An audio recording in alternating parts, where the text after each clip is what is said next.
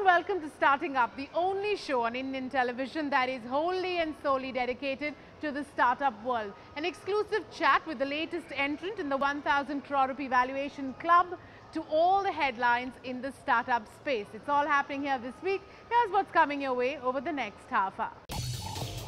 On the show today, an exclusive interview with Beirut Sheth, the founder of SMS Gupshup, the newest 1,000 crore baby in the Indian startup ecosystem. On Super Angel's online career guidance platform, Mera Career Guide makes its pitch to Super Angel Vishal Gondal. And finally, we get you up to speed with all the news in the startup ecosystem in an action-packed Starting Up news wheel. Often people refer to them as the Twitter of India, while others call them the country's largest group messaging platform. SMS Gupshup reaches out to 45 million users around the country and processes close to 2 million messages a month. Well, in the recent Series E round of funding, they got a whopping valuation of 1,000 crore rupees. Our very own Sudhir Sial caught up with SMS Gupshup for this exclusive. Yes, I'm going to start up as making all the noise and all the buzz here in the Indian startup ecosystem. All the buzz or all the gupshup. I have with me Beirut Sheth, founder of SMS Gupshup. Hi, Thank you very much for coming on the show, Beirut. Thanks, Sudhir. Beirut, the 1,000 crore valuation is almost a new normal in the Indian startup ecosystem. What do you make of the developments in the space, and take us through a new round of fundraising? Yeah, we just raised about $10 million of funding. And you know, I think we don't get carried away too much by the valuation. I mean, it's a big number, but you know, it's just an intermediate milestone. Nobody's gotten rich. Nobody has had an exit. What do you make of the valuations of startups in India increasing significantly over the last 6 months or so? You know, so it's sort of hard to generalize. I think each one is a case-by-case basis. But certainly people believe in India. There's enormous growth coming up over the years. I think tech startups and entrepreneurs are coming of age as well. So I think in general, it's a good trend. I think the cautionary note there is, of course, you know, of course, some of them may fail or may not live up to the expectations that they've raised. And but that's okay. I mean, that's par for the course. Absolutely. You all do a bunch of things, but it's primarily around SMS. How would you best describe what SMS Gupshup does? So it's very simple. We do group messaging. The internet, that we all love and use, I mean, it's used heavily worldwide, but there's only 2 billion users worldwide and maybe 80, 90 million users, give or take, in India. Mobile, on the other hand, is phenomenal. I mean, there's 900 million users in India, almost 1 billion soon, and 5 billion worldwide. But all these people, the only way they can use their phone, I mean, many of them have low-end handsets, so all they can do is use text or voice. So if you build any service that is an online-based service, you can reach barely like 5–10% of India's audience. But if you build a mobile service using text messaging, I think you can reach everyone. And then the question is, okay, we built group messaging. It allows one person to send a message to their 25 friends in the class, or 1,000 followers, or 1 million customers. And that's it. I mean, at its core, it's just group messaging, but it's group messaging for all. Give us a sense of your numbers. How many folks do you have using this platform every month, every day? It's, you know, 5 million user groups created. There's about 50 million users in those communities. I think we have about 25,000 businesses, small and medium businesses, and all the top 500 corporate brands. Okay. So give us a sense of the kind of things SMEs and corporates do, because that's where the money is really coming from. Different kinds of examples, right? What happens among SMEs? We have, let's say, restaurants or coaching classes or even retailers. They send out messages to their shoppers, to their students, parents of students, as the case may be, to notify them of alert. For businesses, there's a whole marketing toolkit. We call it CRM, you know, customer relationship management. But SMS is going to be at the core of it. Yeah, it's just the foundation. It's also in your name. Well, I think we are soon going to get beyond it. We are adding voice messaging. We are adding mobile clients for people who have smartphones.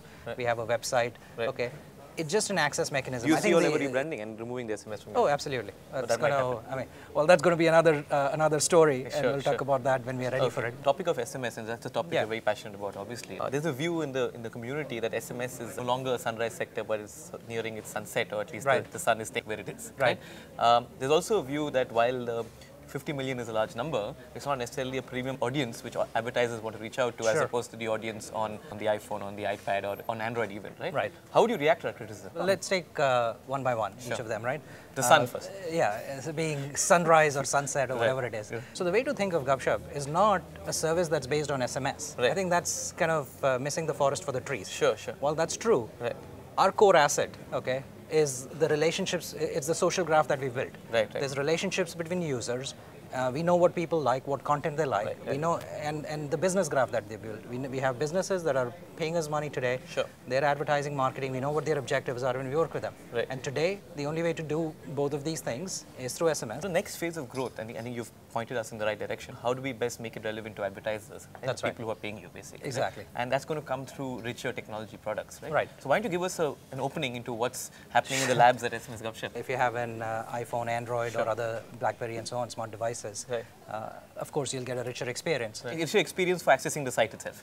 Yeah, it's the same service. Service, okay. And the service can also come by SMS or it can come by an update on the application as well. Exactly. Okay. This product roadmap strategy, how quickly are you looking at launching it internally? Oh, I think we're moving very quickly. I think before the end of this year, you'll see a lot of mobile clients and smarter devices coming in. Right. So it enables it. We are also going to expand internationally. There's also a lot of interesting applications. Right. These are SMS-based services. Let's take the case of a business, for example, right? They have a sales force. Right. They have, like, say, 2,000 people out in the field. Right. Every day they are out selling and so on. And they want to know what was the sales for the day. They want to track their sales. Okay, so we are enabling services which allow them to do sales tracking. Right. Now, think of it very simply. The system can send everybody an SMS. The guy replies with the day's sales. It aggregates it and sends it to the business owner. Right. Okay. Now, he may have a smart device, right. but that's not the point. Right. The point is the system interoperates and he can with every salesperson in the field. Now, yeah, he could probably give every salesperson a smartphone, but sometimes the churn is so high, you have 10% of the salespeople churning every month. Sure. So you can't manage this stuff. So 2008 to 2011, now you've raised Series E. That's right. So you've been spending a lot of time in venture capitalists. A little bit. I think 3 rounds, I think, in 2008, then 2010, and one just right now. $47 million have been invested in SMS Gupshup totally, right? Seems like a very large number. Because we're doing a lot of things, right? I mean, it's a large community, and you got to support it. We buy a ton of network capacity. We invest in. We've built a huge team. I would like to think one of the best technical teams in the space, in the mobile space. So, and we continue to work on products that haven't even seen the light of day yet. Sure. Last year we started seeing the first signs of revenue. This year we've quadrupled 4x or 5x of last year's revenues. Right, and you're projecting 100 crores of revenues by the end of the year. Yeah, I mean, that's what we're working on. So I think it's a fairly ambitious growth target, and we are projecting that we'll even be profitable within the year. For a Group E round, $10 million seems like a very small number, right? What is the explanation for that? Well, very simple. We didn't need much. Okay. I mean, like I said, we're getting close to profitability. Sure. If you raise money, look, there is no benefit to raising a ton of money and keeping it in the bank. Right. Raising it at at a good valuation because the market is also good now. Yeah. How much of a fear is there with you as being the CEO of a subsequent down round the market does fall down? You know, I don't think fear is the right word. It's a challenge. Right? And which you're cognizant of. Very. You know, because like I told you right in the beginning, we don't see this as a success or an achievement. Right. Maybe just an intermediate milestone. It's like, you know, you're climbing Everest and you've just reached base camp. Zooming out, a lot of people don't know that you're also the founder of Elance, right? That's right, yes. It's a global internet success story, right? So take us through your individual journey with Elance, because in many ways you're a role model who's running another role model company, but the first company itself is such a massive play. Elance was founded in late '98. You were in the US at that point. Yeah, I was in the... That's right. After I went there for grad school at MIT, and then after some time on Wall Street, I started Elance in late '98. And the key is I've always been excited by really large ideas, right? So if you think about these were the early days of the internet, right? In the mid '90s, late '90s, and so on. So there were a lot of content sites, Yahoo and such. There was a lot of commerce sites, Amazon, of course. Right. But all that commerce was in the commerce of goods. Right. And we realized that there was a big opportunity to enable the commerce of services, you know, like software development, graphic design, writing, translation, things like that. I was there for about 6 or 7 years until I left to start this company, though I still remain on the board of Elance. So you scale your startup significantly, right? What are the key lessons you've learned in terms of scaling a startup in India? There's a number of entrepreneurs here watching the show who are about 15 employees, 20 employees. They want to be 80 employees and grow proportionately over the next 1, 2, 3, 4 years, right? Right.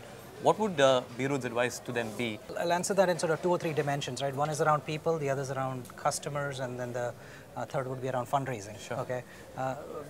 When you talk about people, just you know, don't compromise. Hire good people, you know, skilled and talented, but also nice people. Even culture, which sounds like a very soft and fuzzy word, but I think it's a very important ingredient. Launch quickly, iterate and refine. beyond that, right? So lastly, on fundraising, I mean, I think funding is important. I think sometimes a lot of founders get obsessed around dilution, obsessed around certain different things. For me, you know, in our case, every employee in the company has equity, investors have equity, and I think I'd rather increase the size of the pie than sort of my slice, my share of it. Fantastic, Pedro. It's been a pleasure having you on the show. Thank you very much. Okay, thanks so much, Sudhir. Bye. Well, no doubt, SMS Gupshup has managed to build a large group of networked individuals, and who knows, it could well be a target for acquisitions by large global social networks. Let's take a break here on the show, but coming up. Looking for career guidance? The next startup on the show, Mera Career Guide, believes it has a solution. They make their pitch to super angel Vishal Gondal.